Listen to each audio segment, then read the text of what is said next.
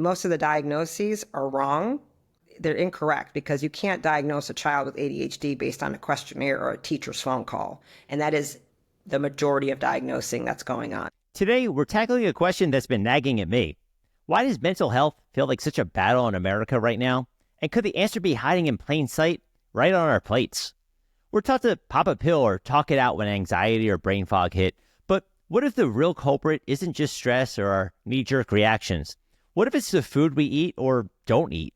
I'm sitting down with Dr. Stephanie Rimka, a holistic health trailblazer who spent over 2 decades unraveling how what we put in our bodies can make or break our minds. From artificial dye sneaking into our snacks to the nutrients we're starving for, she's got a no-nonsense take on why we're stuck in this mental health slump and how to hack our way out of it. So grab a coffee or maybe they said sugary creamer, and let's dig into the surprising ways food could be the key to feeling sharper, calmer, and more alive.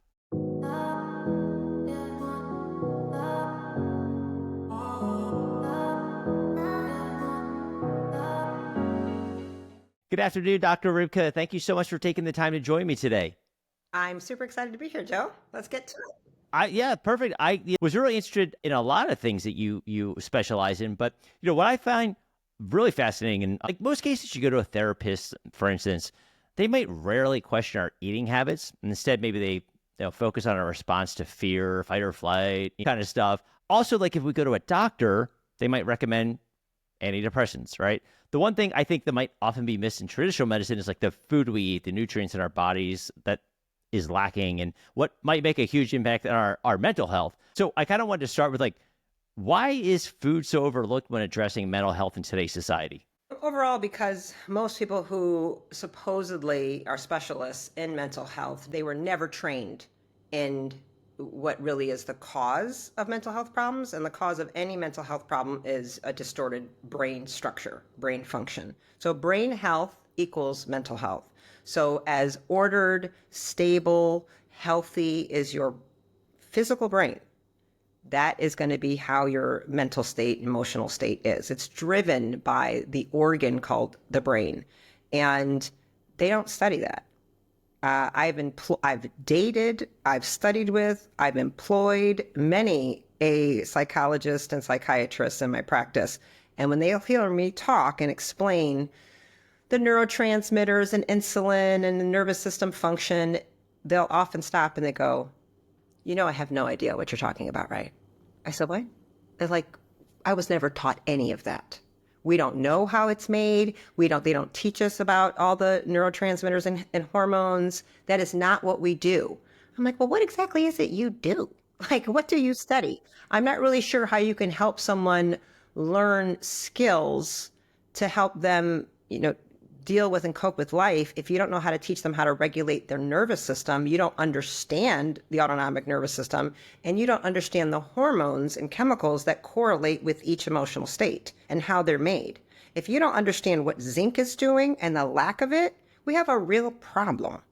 Like, how can you counsel anybody if you don't understand how zinc is involved in dopamine and norepinephrine and GABA and serotonin production? I just don't understand it. So they are not taught. Rockefeller medicine is, traditional Western medicine is based on looking at symptoms and prescribing a drug. So the Rockefeller family came in a very long time ago and destroyed all schools that, did not, any homeopathy, naturopathy school that did not assign to what the Rockefellers wanted, which was to push their pharmaceuticals. They made them, they either destroyed the school or brought up the word quack. They created that word to help destroy it, like basically destroy careers and destroy an entire curriculum. So they took nutrition out of it. They took foundational, holistic explanation out of it. So they just aren't taught it. I think the number is something like 20% of all medical schools require a nutrition course, and only 35% even offer them. And even then, you got to wonder, well, what are they teaching? Because the nutritional guidelines that are followed by the American Medical Association, which is the American Dietetic Association, is a Seventh-day Adventist religious group, is who owns it and dominates it and control it. This is all fact. It's all public knowledge. You can look it all up. And that is a religious group that has some very strange feelings about sex, sexuality, masturbation. They want to suppress these urges more than anything than you can imagine. You know, Kellogg is very famous. I'm from Michigan, and there's Battle Creek, Michigan is where Kellogg's was created and founded. So, I mean, all the universities have a Kellogg Center or a Kellogg Foundation. You know, usually the gym is called the Kellogg Center in Michigan, right? Yeah. Like they put all the money into all the schools, and they own and run the Seventh-day Adventist kind of philosophy, which is veganism. That is their spiritual way of doing it. So all the guidelines are set up by them and controlled by them. They review all the studies and decide what gets published. They put all the doctors on the boards that decide all the policy. They're all Seventh-day Adventists for the most part. Then let's just talk about the corporations, the agribusiness and pharmaceutical firms that are involved in funding. You know, if we lived in a normal society, there would be no way anybody would tolerate that Taco Bell and McDonald's and Coca-Cola would have contracts with grade schools, and they would be the ones serving the food and have vending machines with Coca-Cola in the aisle of a school. But that's what we have now.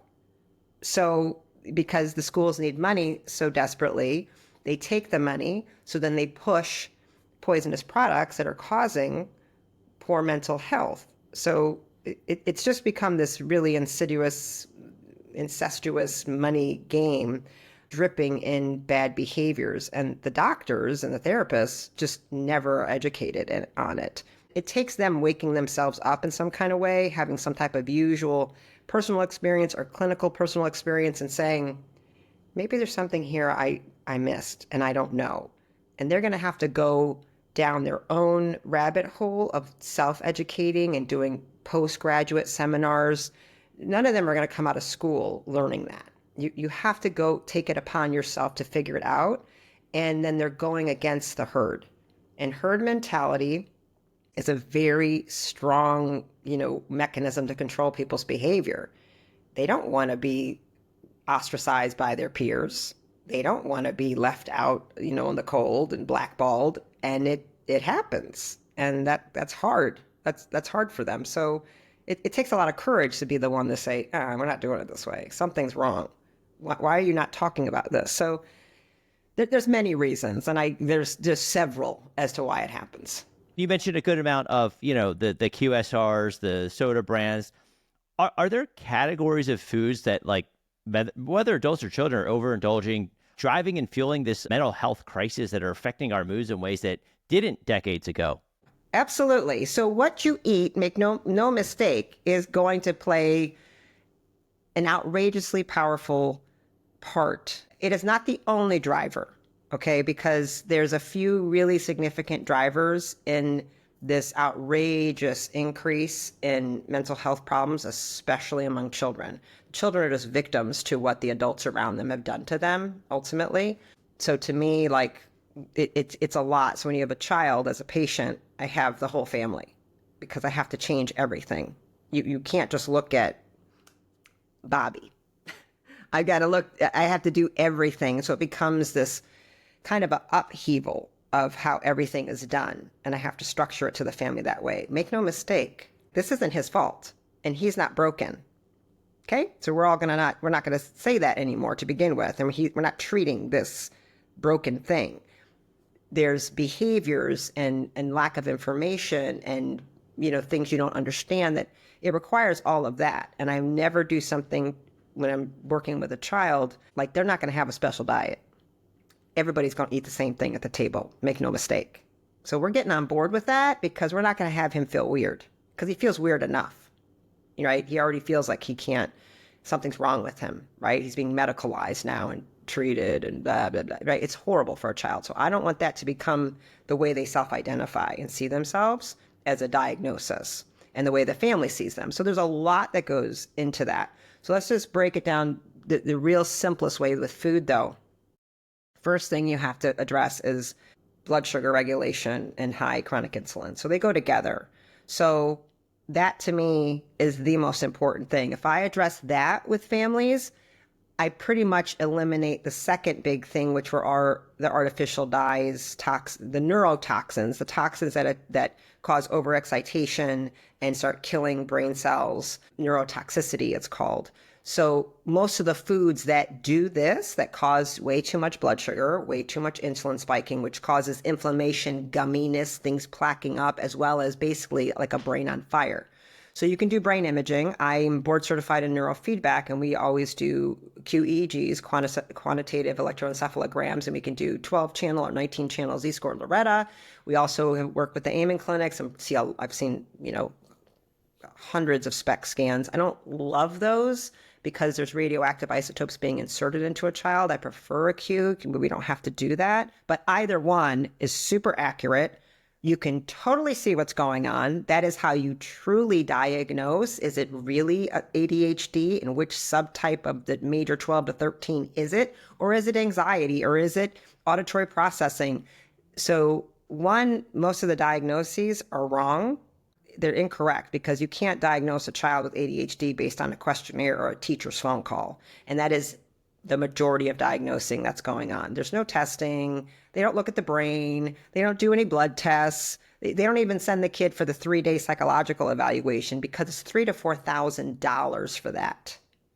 They're incredible. You can get, that's good too. So you can go with a $3,000 or $4,000 3-day exam with a psychologist, a $200 to $300 QEEG, or like a $500,000 SPECT scan. So you can kind of decide. So one, you have to do that. If I deal with the insulin blood sugar, that's going to get rid of Pop-Tarts and donuts and Krispy Kreme and, Coca-Cola. I'm just going to get rid of all of the artificial food dyes, colors, MSG, all these toxins that I know lead to that issue. So metabolic chaos, we call it, right? This pre-diabetic diabetes metabolic syndrome type diet, high glucose, it's a driver for so much pathology. A child cannot regulate their emotions. An adult can't. If you get hangry, like if you don't get food, right? Or I get so hangry. Yep. Imagine 40-year-olds get hangry. Yeah. What is a 7-year-old supposed to do? A 7-year-old has no skills. Right. A 7-year-old should not be able to control themselves and wait as long as a 40-year-old. That's just not fair. Like, your whole brain isn't developed until you're 25 years old. So I look at a 20-year-old as a pediatric patient. I tell them that. I said, let me be clear. I know you're technically an adult, but as far as your neurological development is to me, you're pediatric. I have until 25, 26 until this is locked in. So we really have to go in here as hard as we can, as fast as we can to correct things, how the wiring's going to be. And even then we can still change it. But the younger I get, the better off we are, right? If I get before puberty, it is a whole thing too. Before puberty, we've got a window, and then puberty to 25, I've got a different window. And then after that, it's different. All right. That's how the brain works. So you have that high blood sugar insulin, you have toxins, neurotoxins, and they come in many ways more than food. They come in food and water. They come all over the place. Drugs, these medications have toxins, make no mistake. Vaccines have toxins that are causing these issues. The air, where do they live? Are they agricultural? Are they being sprayed with pesticides all the time? I mean, different environments, just the water alone. I've had patients from the coal mining region and the amount of genetic defects that came from you have to look at where do they live, what happened to them, all of the environmental exposure matters, with blowing in the air, stuff like that, factories, Then we look at behaviors and lights. I know that's going to seem like a strange thing, but the lighting. Like LED? All the lights. So I'm going to say that big category. Okay. And lighting would be, how much time are they spending on phones, screen time? But it's not just, so it's screen time includes the lighting. So how much time with devices, laptops, computers, TVs, what the lighting is like in the home, what the lighting is like in the bedroom, and does that child get sunlight or not? Okay, so maybe like circadian rhythms plus. Correct. Okay. But it's more than that, because the flicker rate, a child that's allowed to watch shows, YouTube, anything on a phone or an iPad or a TV, you have created attention deficit in the neurological wiring of that child's brain. You've done it to them. So I'm a no screen time until 12 years old hard advocate, because the flicker rate and the speed of motion is so rapid that it actually causes the brain go into fight or flight, aggressive behavior. So the child has to numb out. it increases theta waves. It increases a brain wave of attention deficit to stop the brain from burning out. We are not designed to watch light that flickers and moves that fast. We all know the extreme where sometimes movies have warnings. Be careful, we have strobe lighting, you might get a seizure. There was one anime cartoon in Japan that had 400 and some people all went into seizure watching it. So flicker rate controls brain activity. We can drive a person without epilepsy into having seizures just by how the lights flicker. These lights flicker at a rate that are way too fast, you never see that in nature. And we are designed to pick up flickering in light because of predator and threat. So there's so many things that I have to teach a parent about, like what they're doing and how they're inadvertently causing the problem. These preschool early start programs are causing dyslexia and reading disorders and attention deficit as well. 3 and 4-year-olds should not be sitting in a chair trying to learn how to write with a pencil. Completely inappropriate. If a child cannot ride a bike, skip properly, contralaterally skip, tie their shoes, know how to take a bow and do this cross-lateral, you should never teach them how to read. Because just you trying to do it is going to cause a reading problem, because the eyes, the ears, and the brain all have to work together, and there has to be a coordination of left to right motion. And if they can't do that, we know we have a hemispheric communication problem. But because these schools don't understand this, or they understand it and they do everything the opposite, neurodevelopmental biologists know exactly how a child learns to read. And all of them, you shouldn't try to teach them until they're 8 or 9 years old. We're doing everything wrong because we don't understand and let a child develop naturally how they're supposed to, through movement. You want the biggest brain on a child? Have them eat a lot of salmon eggs and let them climb trees like crazy in the sunlight. They're going to have a huge brain. The highest IQ. The highest IQ of children that are born, always the mother ate the most fish. So what did we tell the women to do? Stop eating fish when you're pregnant. That makes a lot of sense. I mean, this is just the data. Yeah. This is the studies, but they don't want to tell you that. Right. You mentioned like neurotoxicity. What are the effects of these food dyes? Maybe, I don't know, preservatives fall under the same category that are, could you elaborate on what that exactly does? One of the most famous ones that I think most people have heard about, we'll just go with the MSG, monosodium glutamate, right? We've all heard of that, and what monosodium glutamate does and why food manufacturers love it so much is you can take a really crappy food and put MSG in it and it'll taste good. So it helps you be a really bad cook. It helps you fool people. It's like putting chocolate over things. Well, it's terrible, but put some chocolate on it. It's good. Like, I'll eat it. It's not that bad of a cupcake with chocolate on it, right? So MSG, monosodium glutamate, is put on things and it just makes a horrible recipe, makes everything taste better, right? So what that does, it comes in the system, makes it taste better, and it makes it addictive and crave it, so you want more. So they want more consumption, so they'll make more money from you doing that. So the name is going to tell you a little bit about what it's doing, monosodium glutamate. The most important 80% of the neurotransmitter control of your brain and spinal cord and nervous system regulation, whether you're going to be in fight or flight, which is that sympathetic, or you're going to be in rest and digest and heal and recover, which is parasympathetic. You should be parasympathetic like 95% of the time. We should be like, the only reason you should fight or flight is if you have to fight or run away from like danger, a real situation. So in real nature, that doesn't happen every day. And it certainly doesn't happen all day, like 2-hour LA traffic. That stimulates fight or flight. For many children, walking into the classroom is fight or flight for them. They're in fight or flight 7-8 hours a day. Could you imagine how hard school is when you're dyslexic? You know you can't read, but you're trying to hide it all day long from somebody figuring it out. That is outrageously stressful for a child, right? Their nervous system's on fire. So the thing that's controlling this activation so importantly is the conversion of glutamate to GABA and GABA to glutamate. GABA is a neurotransmitter. It's called the peacemaker.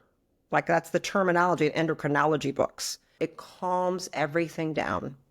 GABA should be really high in the morning. It makes you feel good. But people use chewable GABA tablets with their children all the time. It's like a miracle sometimes to get their kids to go to sleep. It'll stop meltdowns, rages, tantrums. I'm like, parents look at me, I'm like, listen, to them, that's Xanax. I'm like, slow down, don't do too much. Because if you give too much GABA, the body turns the excess into glutamate.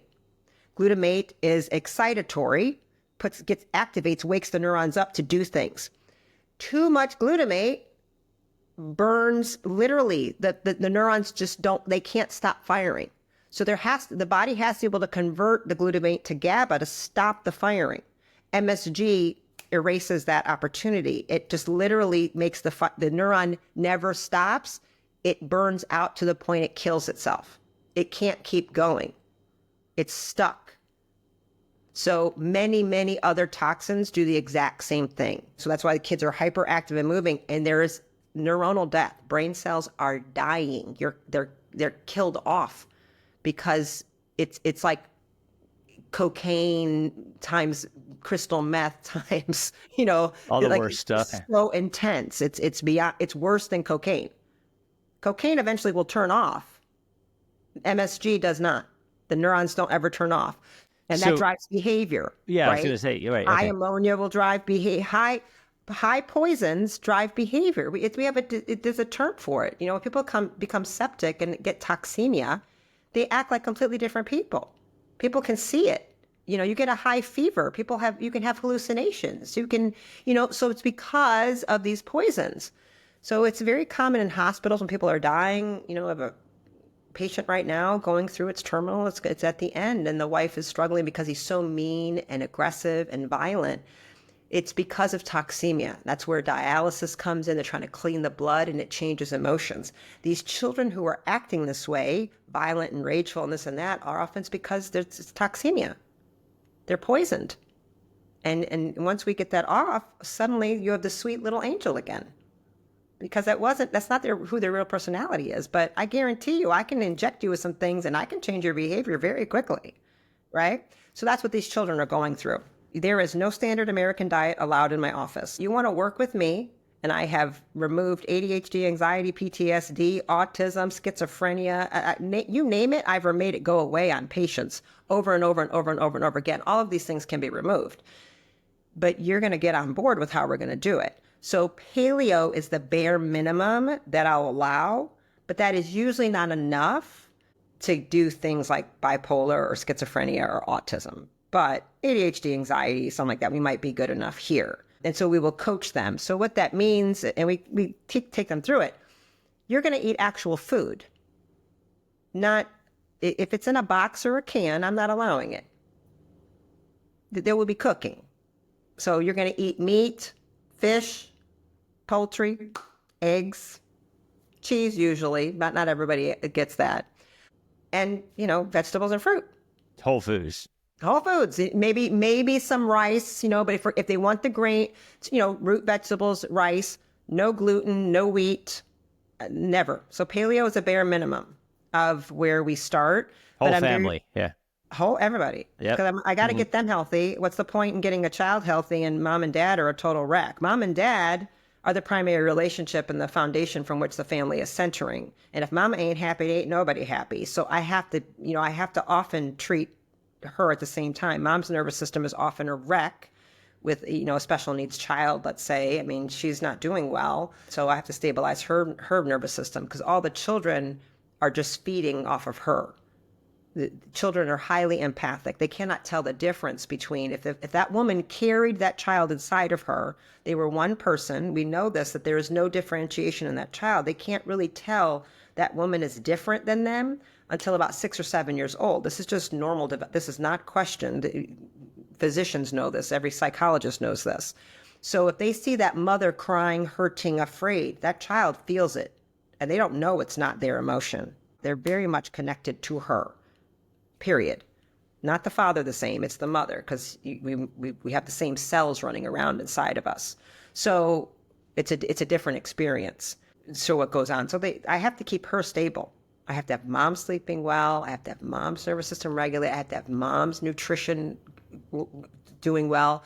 So she's getting enough nutrients in and she's not taking in poisons. That's my job. Get the nutrients in and get the poisons out. The first thing I look at is blood sugar regulation, and I help support that. I would rather Is that food. like a fasting? No, I'm not. Yeah, you don't need to fast Okay. anybody. No, Okay. you don't have to. Stop eating donuts and brownies and cookies. White sugar. Yeah. Okay, typically the biggest mistake is breakfast. The first thing I always do is change breakfast. 9 times out of 10, I just change what they eat for breakfast. I've made the whole day completely different. So if I go with a very solid protein meal, protein and fat, and there's no carbs in the morning whatsoever, steak and eggs. Go off in your day. Every choice they make now throughout the day is completely different because they're completely stable. There'll be no hangry. There'll be no erratic emotions. They Satiated. feel really good. After a while, they'll start making ketones. They'll have ketones for fuel. Like, they're like, my mood, I feel fantastic. I'm like, I know, right? So then you're not weak and freaking out in like needing the brownie and the this for the quick energy, for the hit. Those foods are highly embedded with zinc and DHA and choline and all the saturated fats that you need to make the dopamine and the GABA and the serotonin and the acetylcholine to keep you feeling really, really good and keep blood sugar really stable. It's a very different experience. Plus, for the parents who are concerned about weight gain, that type of breakfast increases your metabolism 30% throughout the rest of the day. So you're burning 30% more fuel, burning more fat, more calories. So like sometimes I just do that. People lose 5 pounds the first week. So like, oh my God. I'm like, yeah, stop having a donut for breakfast. Stop having a bagel and stop skipping breakfast. I think sending a child to school without eating real food is like cruel. I think it should be child services should be called in. Like you gave them a granola bar and we're wondering why they want to put them on Ritalin at 10 in the morning. No, no kidding. He's starving. And he's coming off the sugar high and the drug high you just gave him. Some of this is really common sense. I try to take people like, what did your grandmother do? Can we talk about grandma and great grandma for a minute? Yeah. And usually if I just do that, we're good to go. And I don't have to do a bunch of stuff, but I do run tests and I run a few significant tests. The most important number, I think, sometimes for a child is zinc and their blood zinc. And zinc is so involved, 96% of autism is going to be zinc deficient, 92% of ADHD zinc deficient. There are cases where that's kind of all I did was the blood sugar, change the food and get the zinc where it needed to be. Miracle. I'm like, because I know that you need zinc to make dopamine. I know that you need zinc to make GABA. I know you need zinc to make serotonin. I did the kid's blood at 72. It should be 125. Let's get it to 125 where it's supposed to be and watch what the system knows how to do. Oh, gee, he's calm and happy again. Yeah, because he can make what he needs to make. He didn't have an Adderall deficiency. He had a zinc deficiency. And a $35 test showed me that. I'm not sure why your pediatrician doesn't understand that, but I can't fix stupid. Well, I kind of can, but unless they come to me, I really can't, Right. Yeah. When it comes to supplements, I mean, obviously, you're mentioning zinc, but what's your stance on when it comes to someone that might say, oh, okay, well, then just supplement them with zinc? You should not need a supplement. A supplement means you're not getting it in the diet.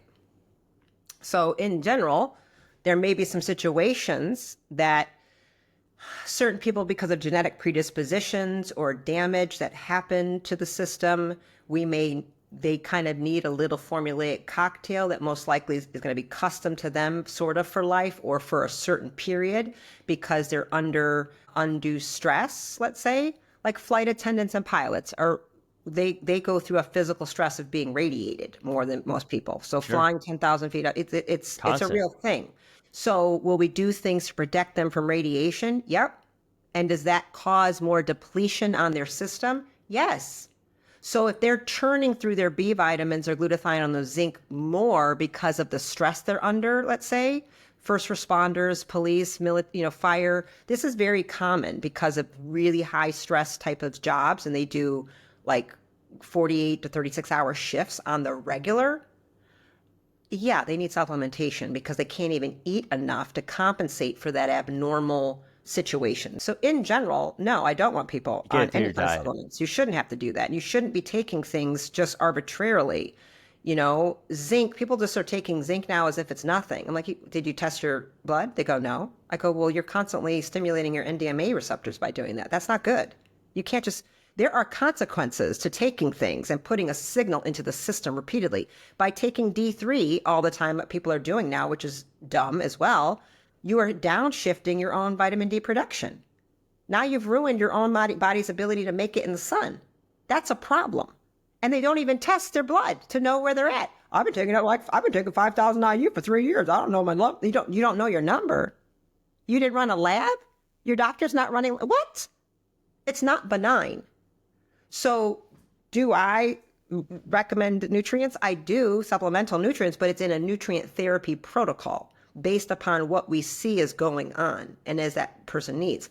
Do some people need those things kind of forever? Yes, because of different genetic and epigenetic factors where they just, I've had patients that need 10,000 times the amount of niacin that someone else does. If we give them that amount, gee, no more hallucinations, no more schizophrenia. But if they drop down, like I'm not smart enough, and I don't know anybody who's trained me smart enough to fix that genetic thing. So we know the cocktail that they need. They need, this is what you need, blah, blah, blah. That's like their medication, basically, nutrients. So then their chemical conversions can work normally. Abram Hoffer was this brilliant psychiatrist out of Canada. He is now deceased. I will say his name in every podcast if it's appropriate, because he was an incredible fighter and cured tens and tens of thousands of patients of schizophrenia, bipolar, PTSD, depression, ADHD, anxiety. And he is one of the fathers of orthomolecular psychiatry. And he, at 70 something, turned in his Canadian psychiatric card to the association and said, you guys are the biggest group of morons I've ever come across. I'm showing you exactly what to do. I've given you all the protocols. I have 10,000 patients that we've cured, and you don't want to hear it? You don't want to hear what B3, B6, zinc, copper toxicity, you don't want to hear about it? Wow. Because I don't want to be called a psychiatrist anymore then. He was brilliant. So I have his 3 books, and he's trained a lot of us, and we're trying to be out here saying the message, but it is not mainstream by any means. It's a very small group of us that still know what he did and are still teaching each other how to do it. That's amazing. Well, I mean, like you said, go back to what your grandma was doing, right? And he could be in that same generation, right? Yeah. Yeah. I mean, when there are real situations, we need to assess them. There are real cases and real things, right? And so if that handling your light management and sunlight and making sure we're not, on screens and doing the behaviors that keep driving the things, and you're not starving yourself and you're not poisoning yourself, and we still need help, then let's look at it. But most of the time the bodies can figure it out. Yeah. How about the stimulation from caffeine? Because you do see a lot of parents, coffee, kids, it's sodas, things like, what is the caffeine doing to all of us? I'm not that worried about caffeine, actually. Yeah. Yeah. Caffeine's a plant medicine, actually, and can be used clinically to be highly effective. If I have a choice over caffeine or cocaine or methamphetamine, which is Ritalin or Adderall, Sure. I'm going caffeine all day long. Yeah. Yeah. No, I was just curious because I'm like, I'm not very worried about it. I'm worried about it when people are using it there's some medicinal properties that are really quite lovely about caffeine, and lots of polyphenols in coffee and other things that go along with it. So I'm concerned when people are using it to block the receptors when they didn't get any sleep, or they don't let themselves sleep, or they don't want to listen to their signals of, I need you to sit down and close your eyes because you're exhausted. So of course, the abuse of it can cause hormonal dysregulation, adrenal issues, which lead to thyroid issues, and sleep issues. Yeah, we can have problems using it, but because people are using it too much at the wrong time for the wrong purpose. right? I mean, cocaine leaves. So cocaine is a plant. The coca plant is a real thing. It grows. Okay, it's a plant. People supposedly plants are good, right? People have been using the cocaine plant for thousands of years. It was typically used by men in the tribe at the end of winter when there was very little food. All the preserved salted meats and everything were gone, and they had to keep looking further and further and further to try and go hunt some meat because that's all they ate. They weren't farming. And so they had to keep going. And so chewing on some cocaine plants, just a little bit, that's what they did. They chewed on it. A little bit of stimulant. What did it do? Gives you energy. It gives tremendous focus and suppresses your appetite because they hadn't been eating now for 5, 10, 15, 20 days. Okay? So that's really helpful for the guys in the pack to be wide awake, alert, very focused, and have more energy so they can keep going to find that food and then get it back to the tribe. The earth gave you a gift to help you when you needed it. They use it for pain and stuff like that too. So just so you know, like that's how these plants have been used for a very, very long time. So cocaine, I mean, caffeine, chewing, people have been chewing on coffee beans for that reason. Same kind of thing. It gives them this energy with it that they needed to go do things.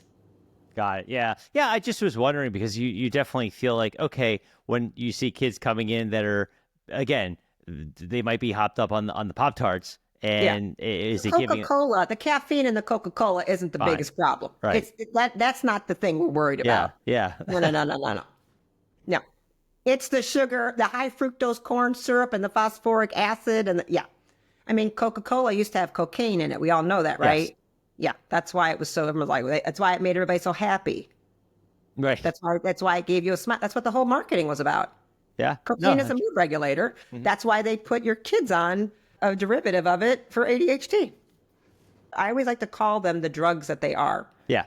Yeah. Well, it's true. I think if people knew exactly what, okay, it would make your choices. Like in certain states, you'll see this is the caloric content of whatever you're getting at the restaurant. In the beginning it helped, I think, but then people just went back to like, all right, whatever, So it's if people could understand though, like these chemicals and like the way you're explaining them so well, I think that would be much more so if someone's listening here and they're saying, okay, I'm loving what she's saying. I'm totally like, this sounds like my kid. What would be like one thing that someone could do today, tomorrow to kind of start getting their family back on track or on the right track? I would start with the food because everybody has to eat. Okay, like it's a big part of energy of what we do, and I think families eating together is really important. So I think it would go back to eating. So breakfast and dinner, the family should be sitting down together to eat. It should not be this rushed, horrible process. There should be no technology allowed whatsoever. So no TVs are on. There's no phone on the table. Imagine that already. Okay. Now this usually only takes you about 10 minutes to wolf their food down because we're not very slow about it here in America. This isn't Spain where it's going to take 3 hours, but that's how, they take a very long time to eat in Europe, which is part of why they're thinner and healthier than us. Okay. But I would start with breakfast. Breaking your fast from how you slept is the most important. It is the most important meal. Your first meal of the day is your most important meal of the day. Some people's first meal is at noon. Some people's first meal is at 8 p.m. because they are night shift workers. Okay. I don't really care, but the first meal you're eating after you woke up at some point is the most important thing. Your children, that should be the foundation. It should be meat, eggs, and cheese. So this is where, people, it's because we've become slaves to finances and debt and the financial scarcity, that has been pounded into everybody that's why they're making these choices. A bowl of cereal is 45 cents as where hamburgers or ground beef or steak. I mean, people are like, did she say steak? I've been feeding my son steaks like his whole life. And I don't even consider this like luxurious when I realized how I'm like, well, like all he eats is filet mignon. We just eat filet mignon. because that's what we like. I don't, that's, so it just is what it is. So I just don't even think about it. Like, I don't think about the price of it. I don't care. I just, it's like a non-negotiable to me. But I also don't walk around, I also don't own a TV. I haven't bought a TV, like in 30 years. So like, well, the money you guys spend on that kind of stuff, I have for food. Take a family for the movies, right? Right. Yeah. He never went to a movie till he Yeah. was like 12 years old. I took him to his first movie at 12, I think. So like, we didn't do that. We didn't spend money on that kind of stuff. I drive an old car. Like, some people get a new car every year. Or like, I'm like, well, I don't know. I drove the same car for 15 years. I could care less. So it really is a value thing, and I value health. So I'm willing to spend the money on it, no problem. So if you value your family, I usually like people to think, well, I know you love them. And you just like, so isn't their health important to you? So I usually have to spend a lot of time with patients working on tying the value of putting money into food. It kind of becomes a thing because they get used to it should be cheap, like cereal, oatmeal, real fast, cheap and easy, right? So once I get them to understand, but it's very easy too to make like a casserole. Like, you put a bunch of eggs and sausage and cheese in a pan and bake that thing. Like, you know what I mean? And it's ready. It's so simple. So I usually have to teach I hate cooking. So I teach very simple ways and how to use a crock pot. They used to do crock pots and then the dinner is ready. So you start with the food and then eating together. So just eating together, having that time, connecting again. We all the number one factor to longevity, aging really well, and all the longevity studies is connection. It's not around food. And typically though, the connection is around the food. So it's people, they're connecting, they eat together. It doesn't matter exactly what they're even eating. Yeah. As much as that they're doing it together, right? But we know we have a serious metabolic disease problem in this country. We're only, estimated 88% of all Americans are metabolically deranged and disordered. That is going to lead to diabetes, metabolic syndrome, cancer, dementia, and Alzheimer's. That's a physiological fact of life. That is how it's working. So if you don't want to get dementia and Alzheimer's, you don't want your children to get cancer, dementia, and Alzheimer's, this is why you need to start. So my job is with working with patients one-on-one or in my group courses is to figure out what matters to them the most, what are their values, and then me to tie that in. And once I can tie this into it, then they'll do it. But until I can make that connection, often they're not motivated to do it. And where you spend your money shows you what you value. So a lot of people value, entertainment more than anything else. They value like numbing out, pleasure. They spend more money on their entertainment and porn than they do on their healthcare. So my job is to kind of deal with what the reality of this is and kind of help them do that. So breakfast, meat, egg, like that's where I would start. And there'd be not a carb. I would start breakfast at first with nothing, not even fruit, no juice, nothing, because people are so disordered and so metabolically inflexible, they can't even tolerate it. So we work on it. So if I'm not, coaching and I'm just telling you, that's the first thing I would do. We always start there and let them eat as much as they want. And they'll get used, their appetites will get better and better. And if you wake up with no appetite, that's a sign you have either very high cortisol, very high adrenaline, way too much fight or flight in your system. Because when you're ready to fight, you're never hungry. When cortisol's high, you're supposed to wake up with just enough cortisol and just enough adrenaline to go out and hunt and get food and bring like energy to work to do stuff, right? Just enough. But too much is like, and it's like already people who wake up nauseous. We have that going on. Vagus nerve is not activated, so their stomach is kind of a flutter from anxiety because they're already jacked up, like somebody put adrenaline in them. That's often a B6 and zinc deficiency as well. So again, I test for those things. So I listen to the symptoms of what's going on, and it lets us know which hormones are high and which are low. And you can see it, but you can often start treating it ahead of time. So we have to do things to help with that. And it could be also fatty liver congestion, and they can't make good stomach acid. If your stomach acid is terrible because you're always stressed out or you have a fatty congested liver, you don't want to eat meat and you don't want to even eat because your body's telling you, I can't disinfect it. Like it's not safe to eat. So there's a reason your body's doing that. People who are listening, they're like, okay, I want to learn more about this woman here. How would someone reach out to you and learn more about you and your services? So the website's probably the best, drrimka.com. So it's just my name, DRRIMKA.com. And that'll take you to see how we work. We have health coaches, one-on-one kind of care, me running labs, that kind of thing, consultations, all the brain therapies we offer. And whenever I work with brain therapies, these are permanent neuroplasticity, like modulating sound and neurofeedback, things like that.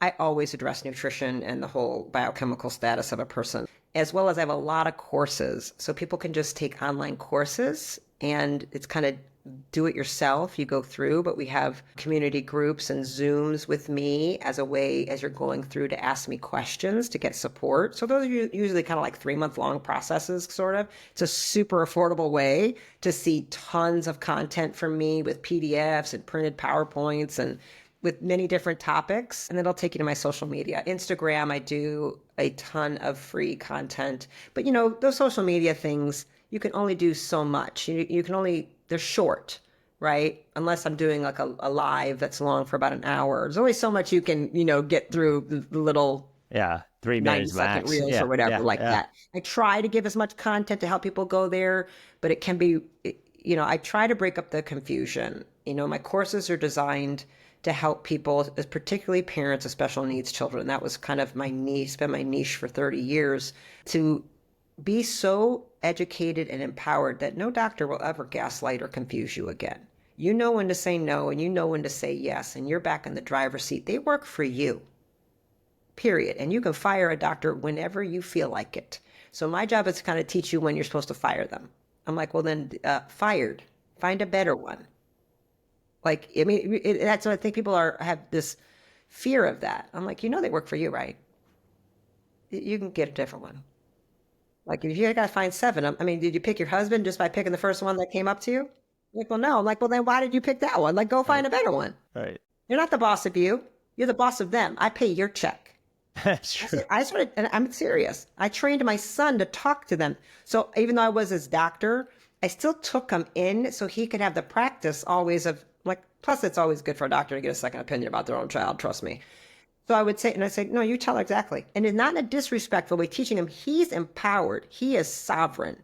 And he knew, you never let them touch you if I'm not in that room. You never let them see your privates unless I'm in that room. You never let them give you something in your mouth, in your arm, a shot, nothing unless your dad and I are in that room. You understand? They do not control you. You control them. I think that's another thing parents don't do enough. So I want as educated a client as I possibly can have. So if they learn that through courses with me for a fraction of the cost, I'm ecstatic. Yeah, everyone wins, right? Yeah. Well, listen, thank you so much for taking the time. I appreciate you sharing that with the audience. And drrimka.com will be in the show notes. And thank you again. Great to meet you. And again, I appreciate your time today. My pleasure.